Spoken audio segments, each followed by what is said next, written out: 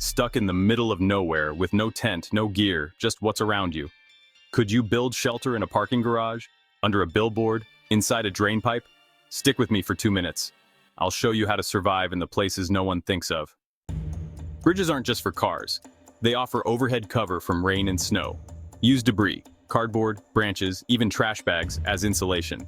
But beware flood zones. Make sure water can't rise beneath you. Pro tip: stack debris to block wind from the sides. Many roadside billboards have support platforms or crawl spaces behind them. They're wind-blocked, elevated, and usually dry. Use tarps, plastic, or foliage to seal off open sides for warmth. Look for access ladders or flat platforms, perfect for staying off cold ground. An old car? Lifesaver. Seal windows with cloth or tape and stuff clothes into seat cracks for insulation. If the car's upright and doors work, you've got walls, a roof, and even seating. Never light a fire inside. Instead, conserve heat with layers and reflectors. Believe it or not, a clean, empty dumpster can work in extreme cases. Line it with cardboard and use the lid to block rain, or build walls with pallets and plastic wrap, like a quick survival cabin. Use what you find.